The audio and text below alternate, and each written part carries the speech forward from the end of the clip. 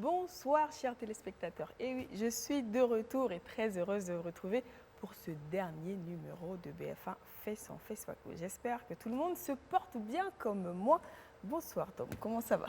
Bonsoir Stéphanie, ça va très bien. Nous sommes très contents que tu sois de retour ce soir avec nous. Bonsoir à vous, chers téléspectateurs, et une fois de plus, bienvenue sur BF1 Fait son FESPACO pour une émission ce soir un peu particulière, puisque nous allons parler de révolution, Stéphanie. Non pas une révolution politique ou sociale, mais on va parler de révolution technologique. Absolument, il sera question de numérique aujourd'hui. Donc, cinéma burkinabé et avènement du numérique, menace ou opportunité. On en parle aujourd'hui avec des cinéastes qui composent avec le numérique naturellement. Et oui, et nous recevons tout d'abord alors un Ghanéen installé au Burkina Faso. Il a gagné le prix, accrochez-vous bien, de la série en 2019 au FESPACO. Donc, également, il s'est fait remarquer avec plusieurs courts-métrages et nous sommes très heureux de recevoir Ambrose Cook sous vos applaudissements, s'il vous plaît.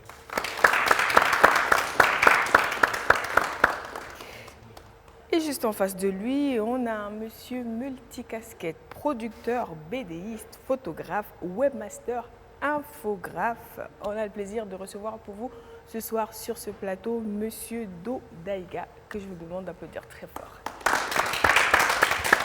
Bonsoir. Dans le micro. Merci. Notre troisième invité, lui, c'est un réalisateur-producteur spécialisé notamment dans l'animation. Donc nous sommes là aussi contents de le recevoir puisque nous allons pouvoir approfondir le sujet du numérique avec lui et nous recevons M. Wilfried de Dieu Paré. Bienvenue, M. Paré. Merci bien. Et pour fermer la liste de nos invités, nous recevons un facilitateur, graphiste, illustrateur indépendant. Il s'agit de M. Marc Forest, pour qui je demande un tonnerre d'applaudissements. Et naturellement, ils sont avec nous depuis le tout premier numéro. C'était le 27 février. Merci de faire du bruit pour vous-même, nos amis de l'Association des ciné-clubs universitaires. Et vous le savez les amis, tous les soirs depuis le 17 février, on se retrouve pour le FESPACO de BF1. Après ce plateau, vous avez droit à de la projection de films, court-métrage comme long-métrage. Tom, en temps normal, si le FESPACO s'était déroulé dans les dates prédites, ce soir serait le grand soir.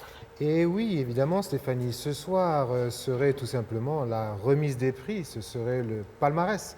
Et ce serait évidemment les talons d'or que nous devrions découvrir ce soir.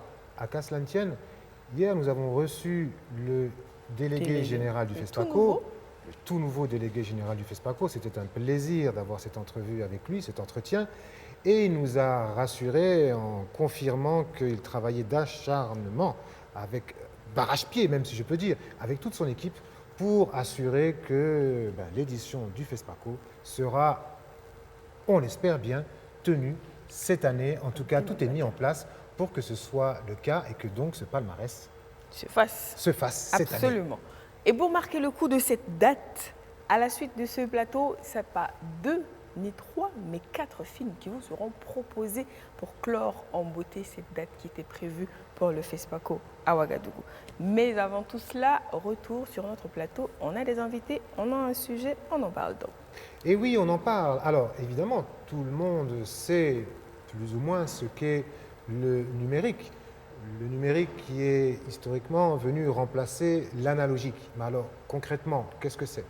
L'analogique, on se souvient tous qu'il y a encore quelques années, les photographes avaient besoin de pellicules qu'il fallait développer pour avoir évidemment des photos.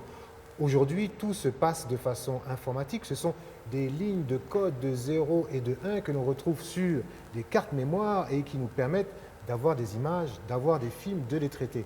Mais si maintenant on va un peu plus loin, j'ai envie de m'adresser au webmaster qui est ici. Est-ce qu'il peut nous en dire un peu plus? Qu'est-ce que l'avènement du numérique a finalement révolutionné dans votre corps de métier? Je veux dire la rapidité Et flexibilité, et ça donne beaucoup plus de possibilités dans tout ce qu'on veut faire. Le web, si on équivaut le web avec, par exemple, notre magazine ou bien les journaux, on pouvait juste feuilleter quelques pages et après c'est fini. Mais quand tu pars sur le site web, non seulement tu as la vidéo, tu as le texte, mais tu as beaucoup d'autres choses que tu peux faire. Tu peux communiquer même avec tes clients.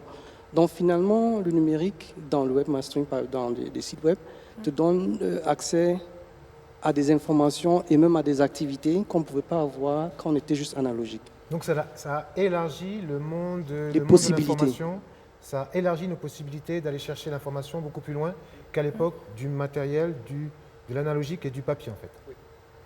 Mais moi j'ai envie de savoir justement, on parle plus de flexibilité, plus de possibilités, plus de rapidité, mais est-ce que c'est pour autant plus facile, M. Paré? Je n'ai pas bien compris. Est-ce que c'est pour autant plus facile de faire du cinéma à l'ère du numérique? La question, elle est vraiment pertinente parce que nous entendons aujourd'hui les gens dire qu'avec le numérique, il est facile de faire du cinéma, ce qui est malheureusement une erreur de leur part, parce qu'avant toute chose, le cinéma, c'est un langage. D'accord. Et ce langage nécessite des talents. Et les talents également nécessitent de la formation au fait. Donc ce qui fait que lorsque vous voulez faire un film, qu'il soit en animation ou en prise de vue réelle, parce que la prise de vue réelle, c'est ce que la caméra nous propose, et l'animation, la plupart du temps, c'est sur des logiciels d'animation, ou soit sur... on utilise la caméra comme un appareil photo, en fait. Voilà. Ça vous demande de comprendre très bien qu'est-ce que c'est que le langage cinématographique. Tant que vous ne maîtrisez pas ça, vous allez faire certes un film, mais ce n'est pas évident que ce soit un film de qualité, en fait. Voilà. Donc le numérique, en rien, ne facilite totalement la création d'une œuvre artistique en cinéma d'animation particulièrement. D'accord, ok, c'est bon à savoir. Et au niveau de la photographie, le numérique aussi, évidemment, donc c'est toujours de l'image. Ça a été quand même assez important, cette révolution, notamment la facilité des retouches. On se rend compte aujourd'hui, il est bien difficile dans les magazines internationaux de savoir quand on voit une photo si c'est une photo naturelle, si j'ose dire, ou bien si elle est totalement retouchée, et c'est d'ailleurs souvent le cas. Alors à votre niveau, qu'est-ce que ça a changé? Alors le numérique a apporté au niveau de la qualité de l'image déjà, parce que si on remonte au VHS, la qualité était beaucoup plus réduite qu'aujourd'hui. Après on a eu le DVD, maintenant on a le format Blu-ray. Donc pour parler techniquement, les images sont plus grosses. Il y a plus de pixels. Il y a plus de pixels sur votre surface de télé. De meilleure qualité. Et même le cinéma a gagné aussi en qualité. Certains films ont été refaits, je pense par exemple à 2001, l'Odyssée de l'espace, qui a été remasterisé. Le premier film d'anticipation de Kubrick qui a déjà pas mal d'années. Très belles images. Tout à fait. Et qui a été revisité, reformaté. J'ai eu la chance en France de le voir dans sa version originale, c'est-à-dire avec un entracte au milieu, et une version de plus de 2 heures de temps. C'est quelque chose que je n'aurais pas pu faire parce que j'étais trop jeune à l'époque. Et donc le numérique apporte des fois cette qualité d'image qu'on n'avait pas avant, ou du moins qu'on a eu à la première version de bobine, on va dire, qui avec le temps s'est un peu usé. Le numérique a amené cette qualité d'image qu'on peut avoir aujourd'hui est beaucoup plus accessible parce qu'on on peut acheter un DVD facilement, ou même beaucoup plus facilement qu'avant avec Internet et le numérique qui fait partie de l'ère du numérique. Donc ça permet à contribuer aussi à se cultiver par rapport à la culture cinématographique qui est mondiale finalement et pas seulement... Donc l'accès encore une fois est plus facile, plus rapide. A priori oui, c'est un peu rapide comme raccourci parce que c'est pas si simple que ça. Ce que je veux en revenir c'est que aujourd'hui il devient difficile de trouver des vieux films par exemple. Donc si par exemple je cherche un film en noir et blanc des années 30 par exemple, il est possible que je trouve une version DVD, mais je ne vais pas la trouver facilement sur YouTube par exemple. C'est ça. D'accord. Alors que les derniers films sortis vont peut-être sortir plus facilement, plus accessible on va dire. Alors c'est un gros avantage en fait pour tout ce qui est des choses qui ont plus comment dire, qui sont plus anciennes, c'est ça? En termes de stockage, en termes historique, c'est ce que vous voulez dire? En termes de stockage, on peut sortir un DVD, avoir une qualité d'image qui est très correcte. Alors que si vous ressortez un vieux film en VHS, si vous avez encore la chance d'avoir un magnétoscope, la qualité d'image n'a rien à voir. Vous aurez on se rend immédiatement compte de la différence. Donc c'est très important pour les archives en fait, si je comprends bien. Aussi, également, le numérique, oui. D'accord. Ça a permis de sauver de nombreuses bobines, de nombreux films et de nombreux documents et d'en faire des archives fiables et qui peuvent durer dans le temps. Donc c'est pas A négligeable. priori, voilà. On a gagné, je pourrais prendre comme exemple, par exemple, il y a des montages qui ont été faits sur les films qui ont été tournés à l'époque dans les pionniers au niveau de la ruée vers l'or. Je ne me souviens plus du nom du film. Mais on a retrouvé des bouts de bobines à droite à gauche qui ont été enterrés, en fait, oubliés. Et on a refait un montage pour retrouver cet aspect-là. Ils ont bien sûr été traités avec les outils actuels de numérique. D'accord. Ça nous permet d'avoir une qualité d'image qui s'approche de l'origine, de retrouver des couleurs qu'on avait perdues. Je pense par exemple au film de Méliès qui a été refait également, Tout à fait. avec parfois même un nouveau regard. On va remettre une nouvelle musique dessus. Ok. Donc D'accord. le numérique a ses avantages. Donc pas mal d'avantages, pas mal d'avantages. Mais j'ai quand même envie de savoir, moi, j'adresse cette question à M. Kou. Finalement, en termes de coût de production d'un film, quel est l'impact du numérique? Moi, je pense que ce débat même ne doit même pas exister. Numérique a sauvé tout. Numérique, pardon? A sauvé tout. Regardez le sauver. micro. A oui. sauvé tout. Oui. D'accord. A ajouté beaucoup de choses. Aujourd'hui, ils sont à l'école parce qu'il y a numérique.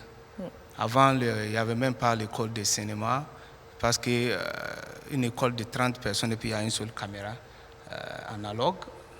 On utilise ça. Il ne veut même pas avoir l'occasion même d'utiliser.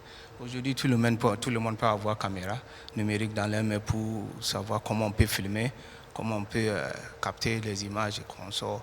Donc, Pourtant, si je peux me permettre, le numérique n'a rien inventé en termes de technique de film, en termes de technique de réalisation. Ça n'est que le moyen, mais les techniques, quand on dit les écoles Technique, de cinéma, oui. elles existaient depuis longtemps. Les grandes règles, si je peux dire, de réalisation existaient bien avant le numérique. bien sûr, mais aujourd'hui, nous sommes dans un monde où on a la télé, on a portable, tout est numérique. On ne peut pas mettre bobine sur portable, on ne peut pas mettre bobine sur la télé.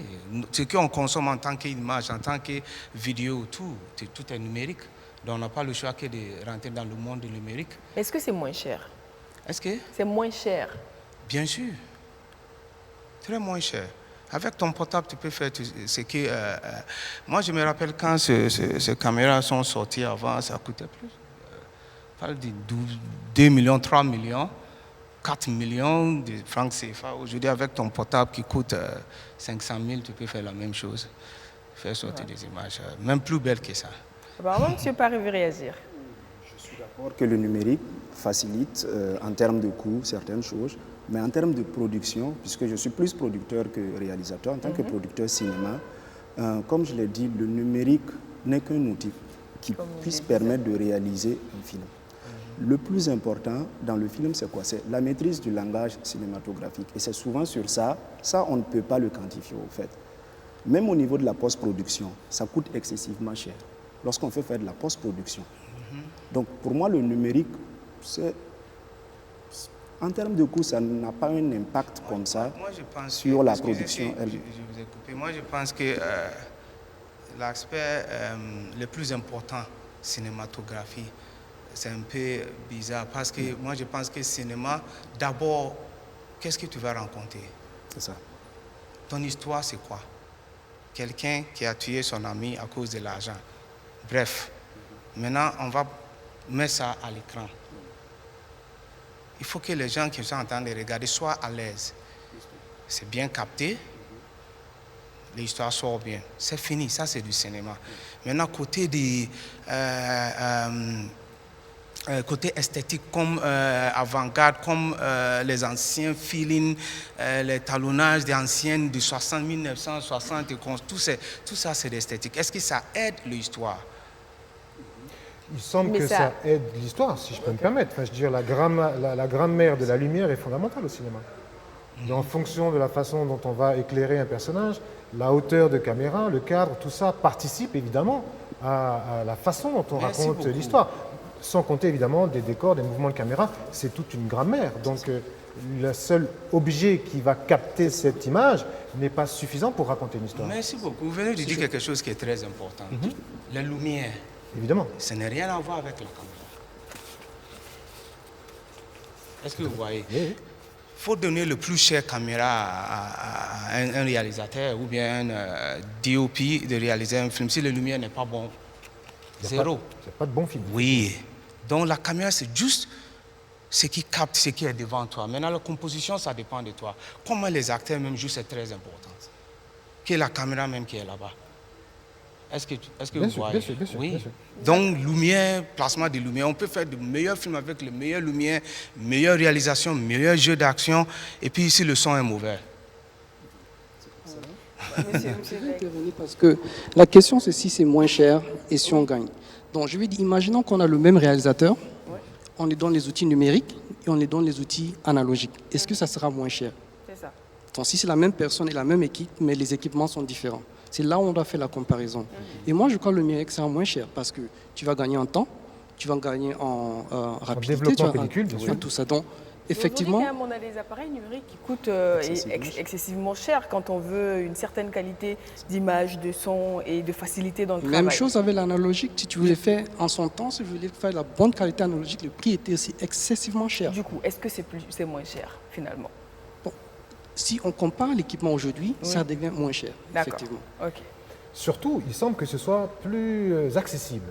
Comme C'est on plus l'a dit, accessible, aujourd'hui, un matériel de captation d'images numérique est accessible à tout le monde. Ça peut être un téléphone, ça peut être une tablette, ça peut être une petite caméra. Mais alors, cette accessibilité, finalement, ce n'est qu'un avantage, ou est-ce qu'elle n'a pas aussi l'inconvénient, parfois, de pousser les gens à se jeter à l'eau sans forcément avoir la maîtrise des choses et jouer un peu les apprentis sorciers? Bon, je vais un peu aller dans la post-production. Post-prod. Dans la post-production, il y a beaucoup d'erreurs.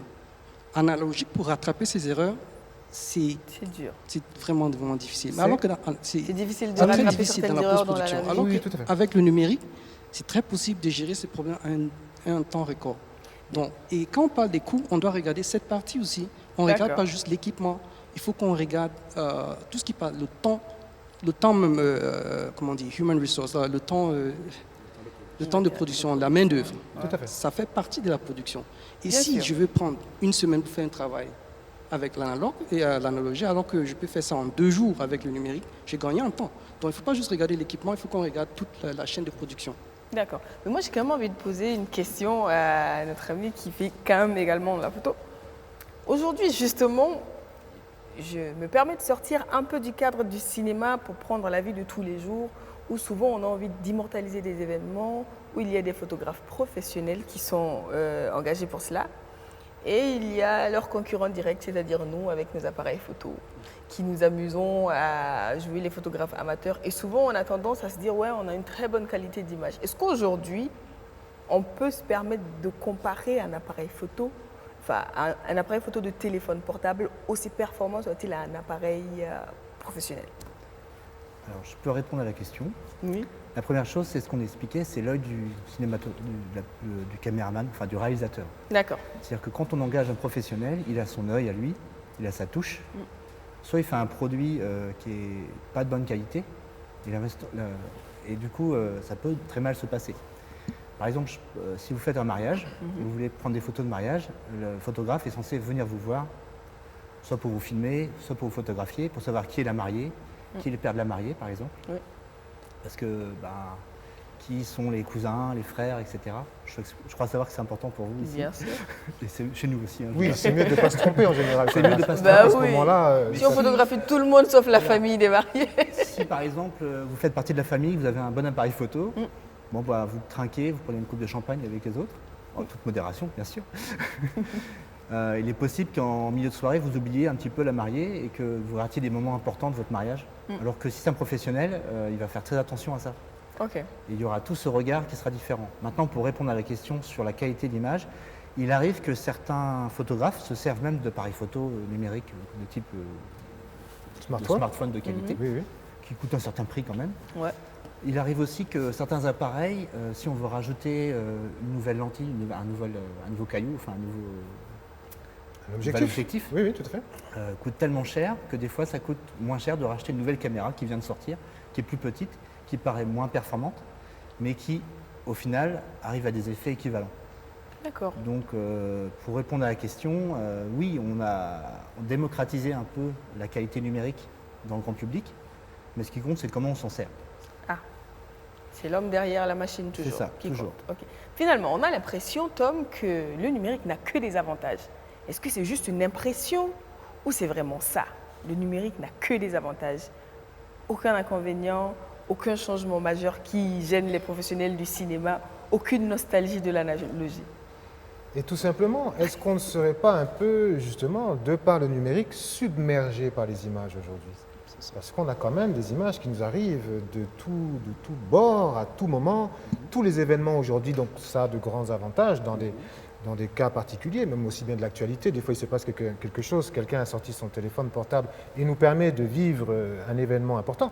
Mais à l'inverse, des fois et souvent, un événement assez banal, on se retrouve avec 15, 20, 30 téléphones en train de filmer et ça devient même parfois... Sous tous les angles. Sous tous les angles, ça devient même parfois assez gênant. On a envie de dire, on aimerait profiter juste de l'événement plutôt que de voir une forêt de téléphones portables. Alors, est-ce que cette surenchère à l'image numérique n'est pas parfois un peu dérangeante dans notre quotidien? Je pense bien que oui, parce que tout simplement, le numérique, comme mon ami l'a dit, l'un des inconvénients, c'est celui qui est derrière la caméra, c'est un fait. Parce que des gens prétextent le numérique pour faire des films qui ne sont pas de qualité. Ensuite, le numérique est énergivore. Le numérique demande de l'énergie. Et des pays comme les nôtres, où malheureusement, on a fait le choix du numérique comme un des outils qui peut nous permettre de bien nous développer, on n'a pas songé à l'électricité et à la connexion Internet. Je prends un cas très simple. Pendant la Covid-19, nous avons eu pas mal de soucis pour pouvoir rivaliser avec nos amis de la Côte d'Ivoire, du Bénin, du Togo.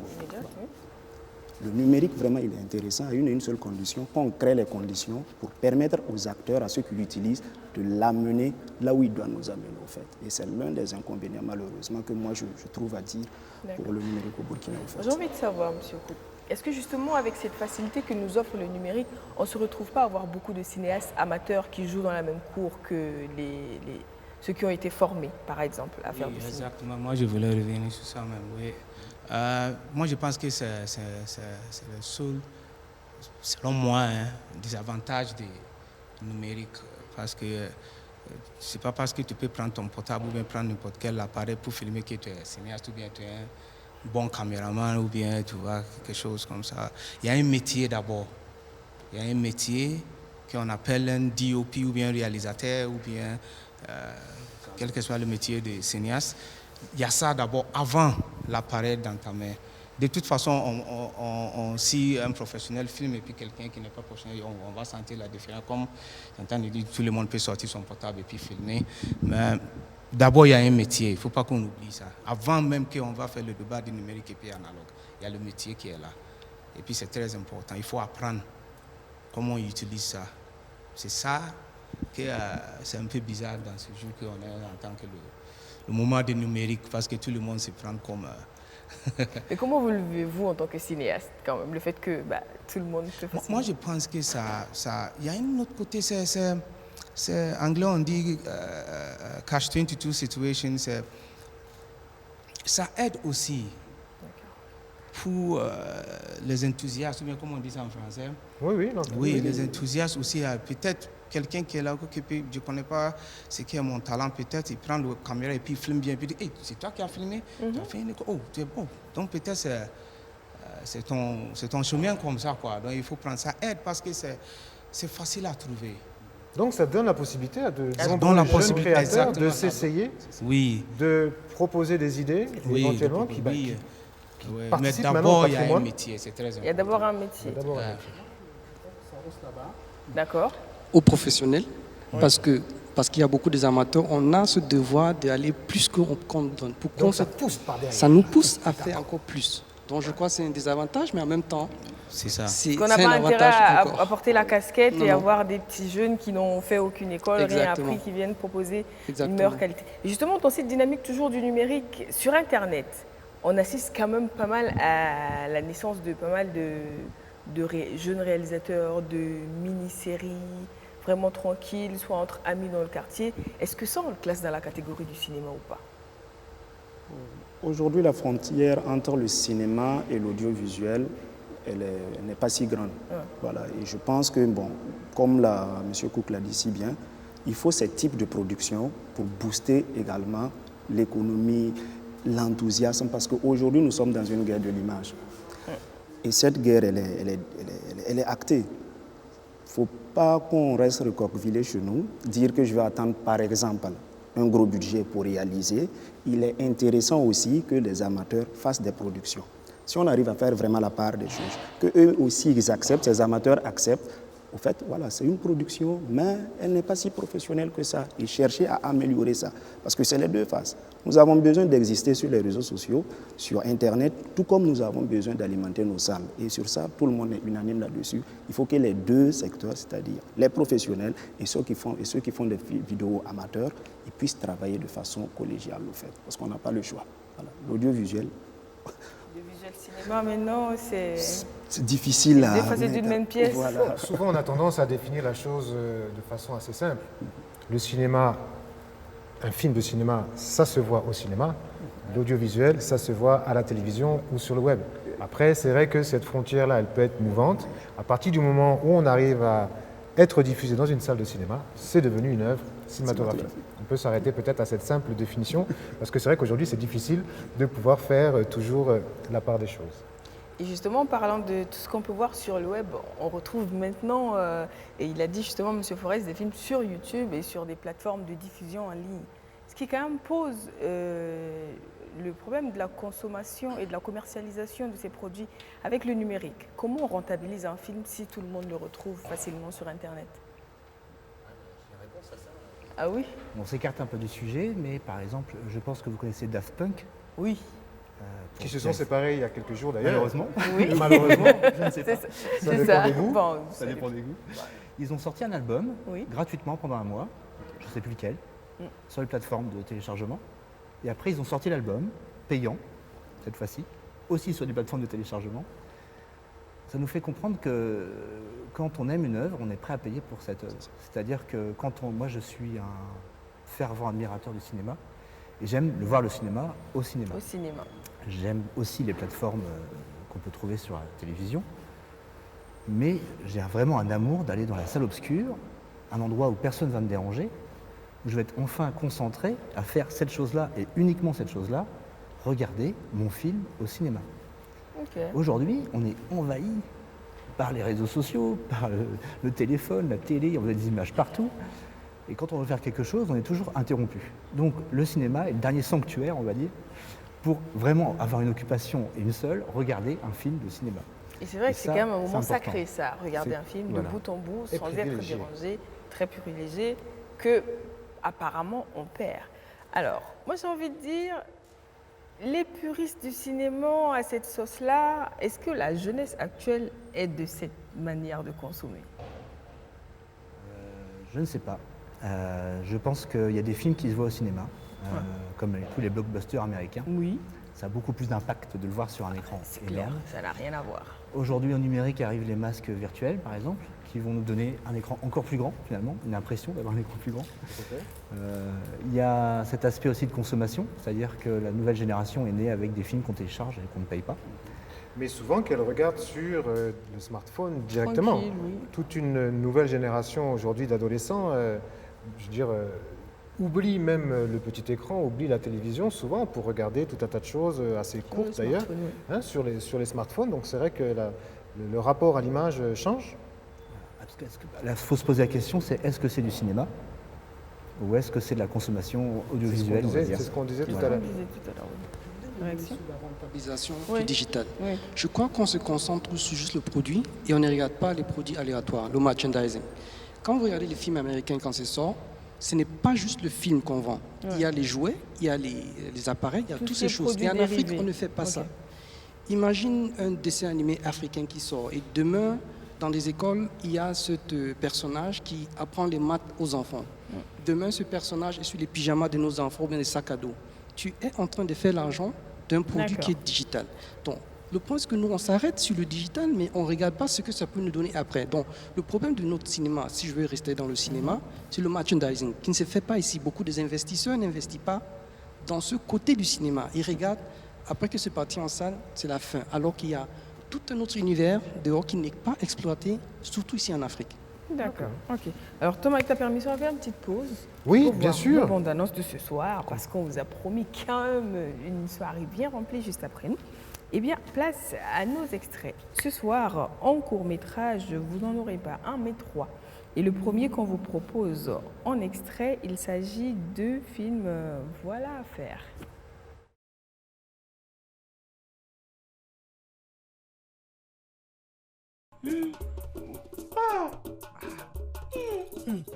Seigneur. Hey.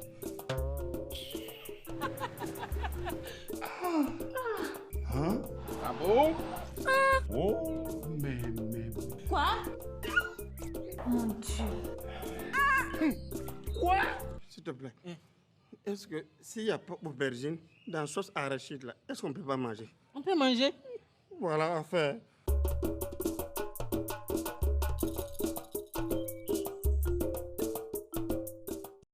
Voilà à faire de Monsieur Cook.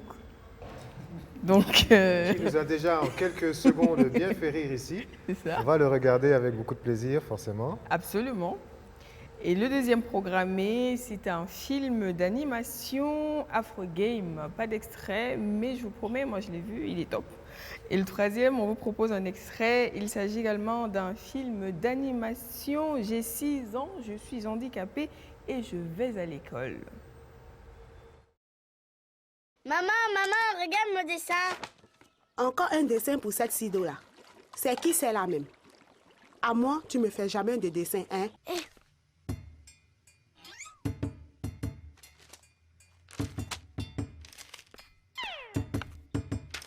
Encore. Si tu pouvais aussi appliquer dans tes devoirs qu'en dessin, j'en serais très heureuse.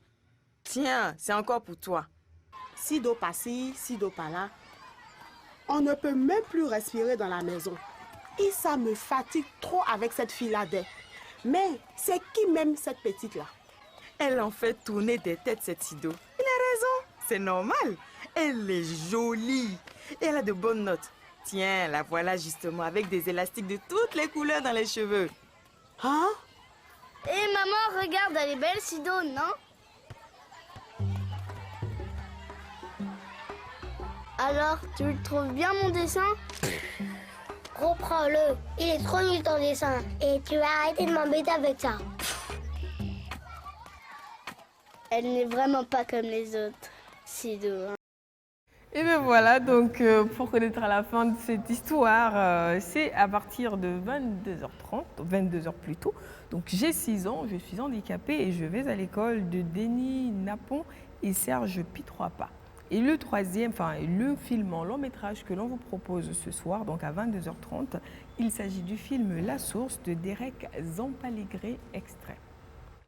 Un voyage au Burkina, vous n'avez rien trouvé de mieux à me proposer? Comment va ta maman?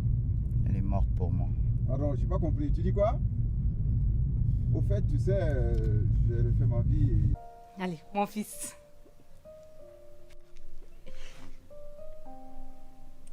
C'est une des spécialités du Burkina Faso. Ouais. D'ailleurs, j'ai adoré ça quand tu étais tout petit. Tu veux sans doute dire le moment où tu nous as abandonné, maman et moi? C'est cela, non?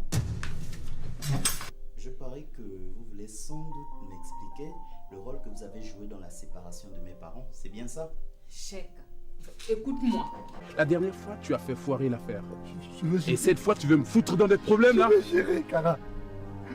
Je ne sais pas de quelle religion tu es, mais tu dois faire ta dernière prière, là.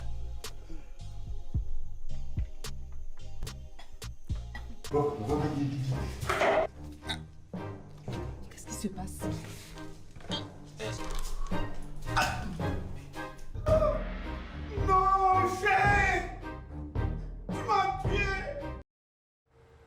Et voilà, donc à 22h30, La Source de Derek Zampaligré et une soirée franchement très riche pour vous.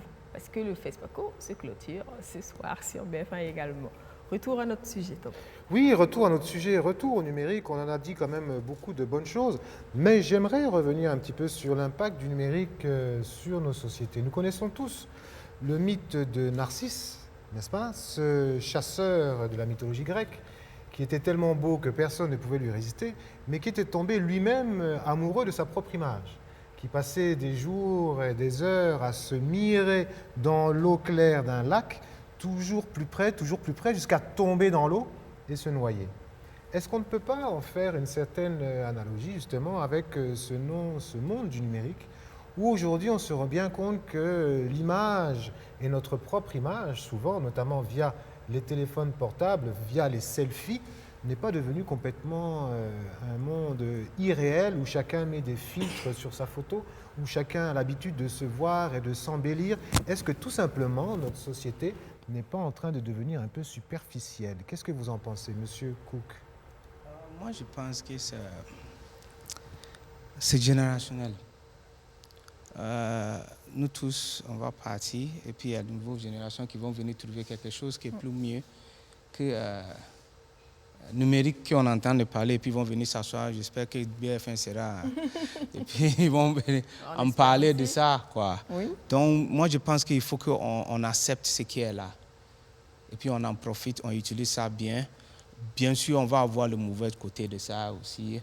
On n'a pas le choix que de... Parce que des mauvais côtés, il y en a. Ça met quand même une pression sociale assez importante. On devient tous un peu les esclaves de notre image.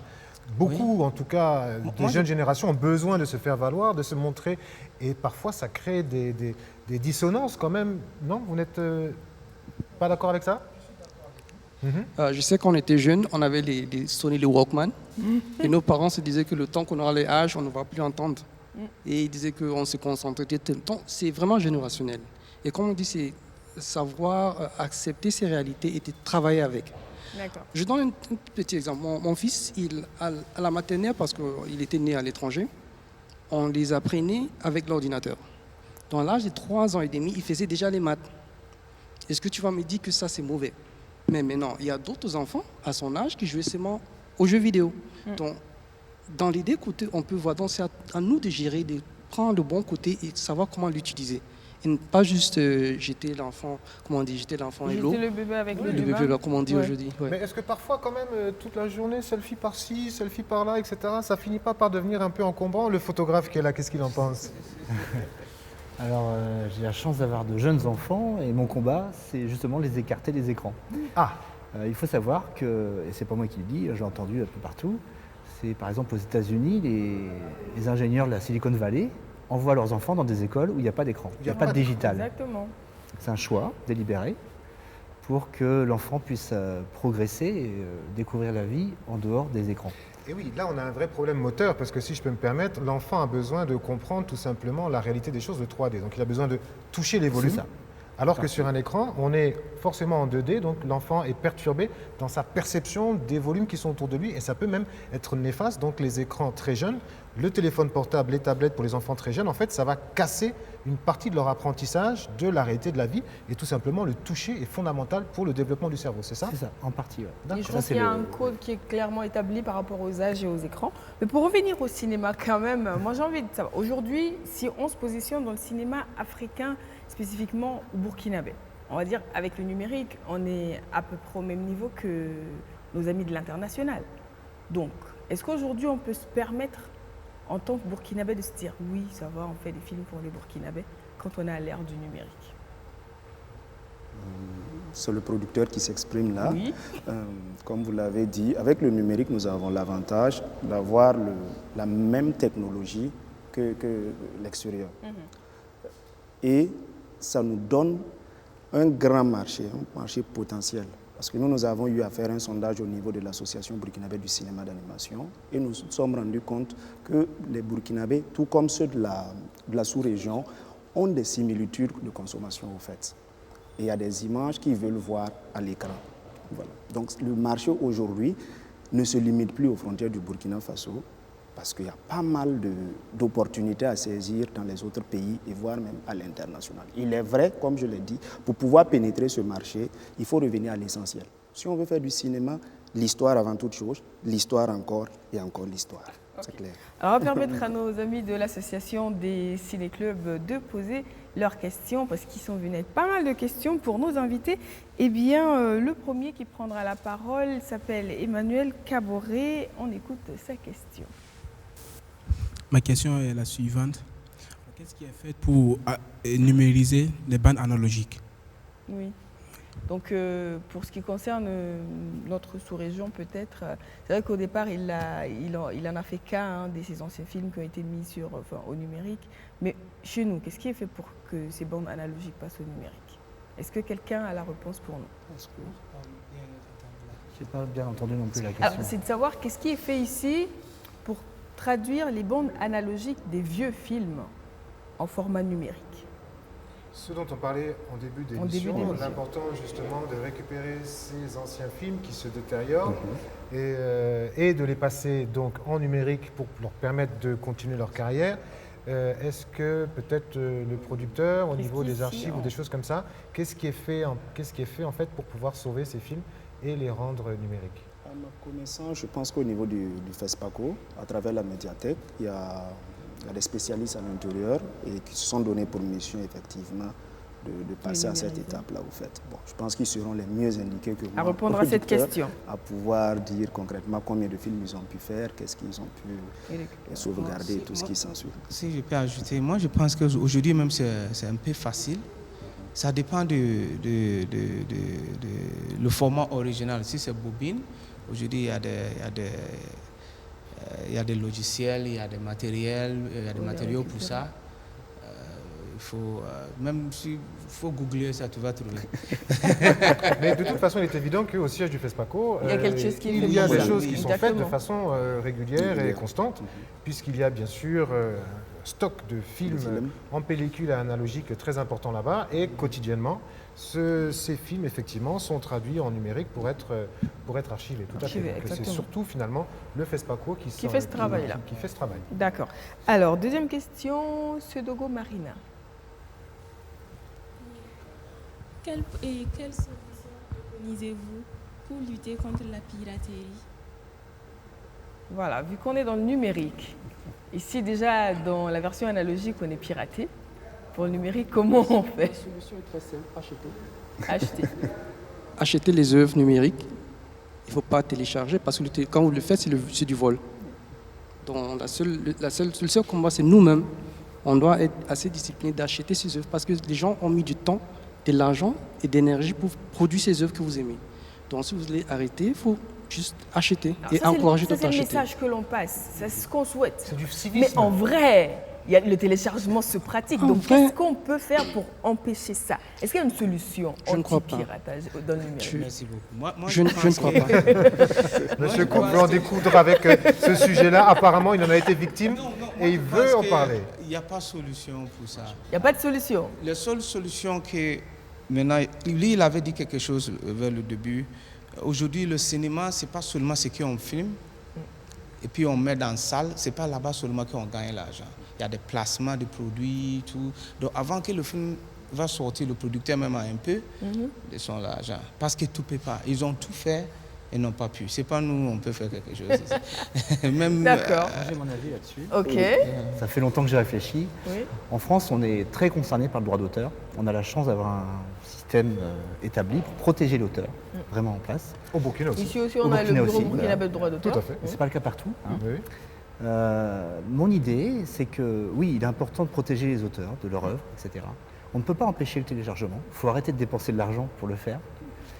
Et il y a une idée qui a émergé en France à une époque, qui n'a pas été maintenue, c'est de libérer le téléchargement. C'est-à-dire que plutôt que de l'empêcher, chacun paye une petite partie qui est reversée aux auteurs pour autoriser ce téléchargement.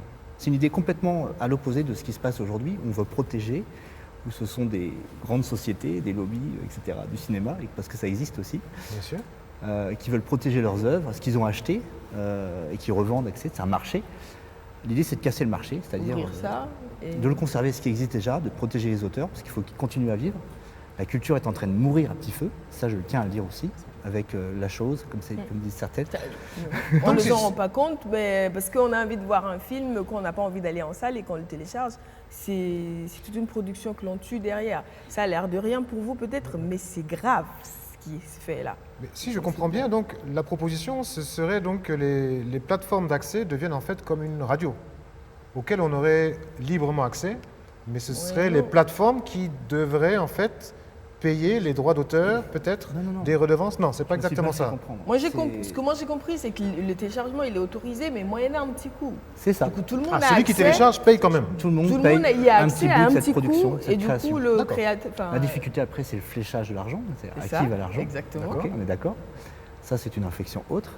Mais tout l'argent qu'on met à protéger les œuvres, on le mettra plutôt à la créer. C'est dans cet esprit-là, de partage.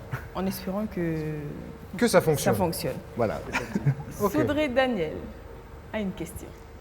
Ma question est, quelles sont les innovations numériques que les jeunes peuvent entreprendre afin d'apporter un changement positif dans le cinéma burkinabé?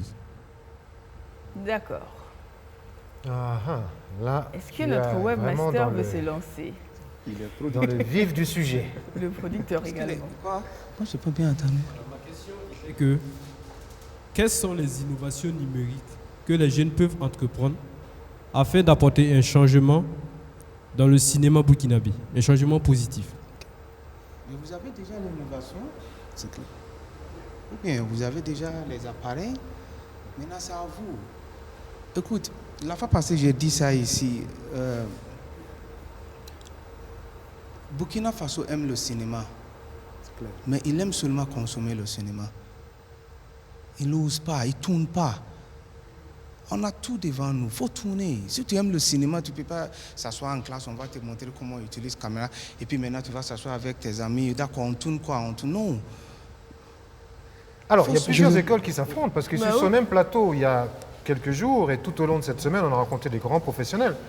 Et pas plus tard que hier soir encore, en la personne du délégué général du FESPACO qui nous expliquait qu'une œuvre cinématographique se développe, qu'il faut arrêter de penser que l'on va sortir avec une caméra et faire un grand film, qu'un scénario c'est 1 an, 2 ans de développement pour espérer toucher des guichets importants de subventions notamment et faire un bon film. Okay. En termes d'innovation numérique, pendant mon séjour au Danemark, j'ai participé à un projet dans l'université à Viborg, un projet qu'on appelle Visual Education. Donc, c'est-à-dire enseigner les gens en utilisant l'animation. Donc, c'est le numérique. Si un jeune ici s'investit dans ça, c'est l'éducation du futur. Comment utiliser le numérique dans l'éducation? Je ne crois pas qu'il y a quelqu'un qui fait ça. Donc, si vous pouvez vous investir, non seulement vous allez aider la nouvelle génération, mais vous allez vous investir dans une œuvre qui est absolument nouvelle. Donc, ça, c'est par exemple une idée qu'on peut utiliser. Et j'aurais dit aussi, vraiment entrer dans l'éducation, aider la nouvelle génération à vraiment apprendre le numérique, parce que c'est vraiment le futur. D'accord, ok. C'est pareil. Ce que M. Do a dit, oui. Le cinéma, le film, c'est un produit qui se commercialise. Nous avons malheureusement au Burkina développé juste la production. L'autre côté, promotion, diffusion, distribution. Nous savons qu'il y a des difficultés par rapport à ça. Et ce terrain, il est entre griffes vierges.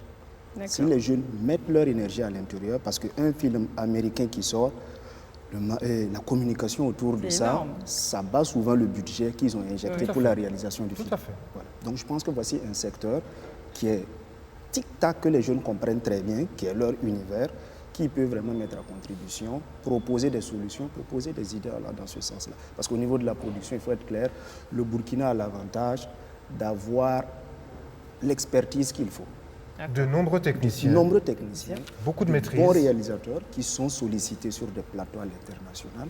Donc cette expertise est là. Maintenant, il y a d'autres facettes que je pense que voilà, il faut que les jeunes aujourd'hui qui sont dans leur environnement, le numérique, arrivent à développer. Et je pense que c'est la même chose au fait. Voilà. Une fois qu'on a une bonne promotion, nos films vont se vendre. Les gens parlent beaucoup de la commercialisation de nos films, c'est parce que les outils du numérique, nous ne l'utilisons pas à cette fin pour les vendre. Tom, il nous reste 2 minutes d'émission. Tout à fait. Donc. Sans compter que c'est la dernière émission de cette semaine de BF1 qui fait son FESPACO.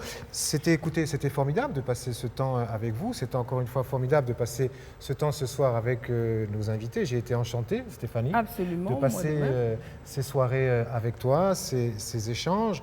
Ça avait un caractère un peu particulier pour moi aussi, parce que figurez-vous que c'était la semaine de mon anniversaire. Donc j'en ai profité aussi cette semaine.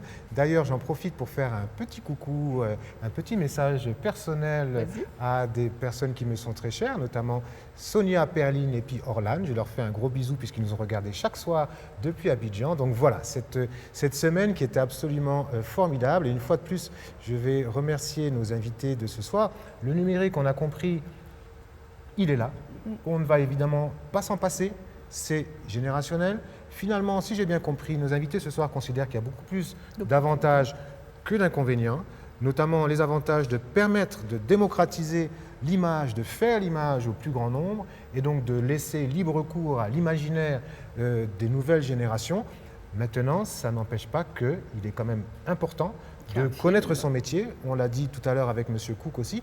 Au niveau de la photographie, on s'est bien rendu compte qu'il y avait des réalités et des idées nouvelles à saisir, des nouveaux schémas de développement, de production, pour que tout ça fonctionne le mieux possible. Et encore une fois, que notre cinéma burkinabé et africain puisse s'épanouir. Absolument. Donc, on va dire également un grand merci, Tom, à nos amis de l'association des ciné-clubs universitaires qui nous ont accompagnés tout au long de cette semaine du cinéma africain reporté, mais quand même conservé sur BF1, parce que BF1 a fait son FESPACO du 27 février au 6 mars, c'est-à-dire aujourd'hui. On espère que vous avez passé une agréable semaine avec nous, mais vous le savez, ce n'est pas encore fini, puisqu'après nous, vous avez droit à 4 films, 3 en court-métrage et un long-métrage. Donc jusqu'à minuit, BF1 continue de faire son FESPACO. Et on se dit à très vite, en espérant, le délégué général l'a dit hier, qu'on travaille d'arrache-pied pour que l'édition se fasse en 2021. Donc on croise les doigts pour que ça vienne le plus rapidement possible. Pourquoi pas BF1 fera éventuellement son FESPACO une deuxième fois. Non, pas éventuellement, on le fera, on sera là avec vous et pour vous. C'est sûr, c'est une certitude. Voilà. Et on va continuer à faire de belles rencontres et à discuter de cinéma avec des gens passionnés, avec des étudiants pleins d'entrain et de bonne volonté. Et encore une fois, pour le bienfait de notre cinéma et des cinéphiles. Merci encore de nous avoir suivis. Et merci beaucoup à la boutique bientôt. Tira, donc, qui m'a habillée toute cette semaine également. Donc, mon habilleuse de luxe, comme je l'appelle, elle est située à Ouaga 2000 et vous pouvez retrouver sa page sur Facebook. Merci beaucoup à tout le monde. Bonne suite et à très vite. Au revoir. Vive le cinéma africain. Bye bye. À bientôt.